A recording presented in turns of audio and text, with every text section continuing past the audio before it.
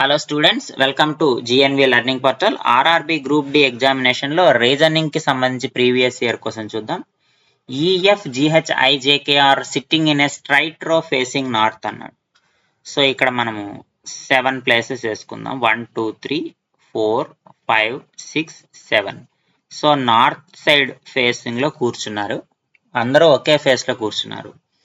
So problem చూడండి. H is the second right of G. So ఇది మనము రాయలేము.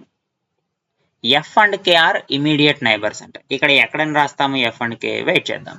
Both F and E are immediate neighbours of I. I యొక్క immediate neighbours F and E అంట. So అది తర్వాత fill చేద్దాం. H and E are immediate neighbours, ఇది కూడా మనం ఫిల్ చేయాలి. K is at the extreme right hand. So ఇది మనకి ఫస్ట్ ఫిల్ చేయాల్సినటువంటి పర్సన్. K, ఇది రైట్ సైడ్ అనుకుందాము, ఇది లెఫ్ట్ సైడ్ అనుకుందాం. సో ఈ ఎక్స్ట్రీమ్ రైట్ హ్యాండ్ అన్నాడు కాబట్టి K వచ్చింది. ఇప్పుడు మళ్ళీ ఫస్ట్ నుంచి రండి అమ్మా. H is second to the right of G, ఇది రాయలేము ఇప్పుడు మనం. F and K are immediate neighbours. F and K are immediate neighbours. So K పక్కనే ఎవరు ఉంటారు? ఖచ్చితంగా F ఉంటారు. నెక్స్ట్ ఏమిచ్చాడు? Both F and E are immediate neighbours of I.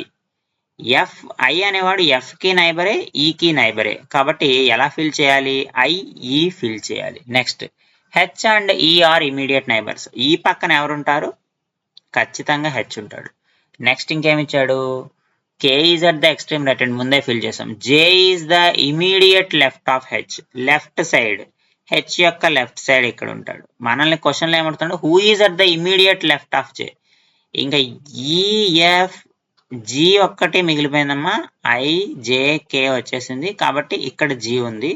కాబట్టి మనకి ఇచ్చిన ఆప్షన్స్ లో లెఫ్ట్ సైడ్ ఆఫ్ J ఎవరున్నారు? G ఉన్నారు. కాబట్టి ఆప్షన్ B మనకి కరెక్ట్ ఆన్సర్ అవుతుంది.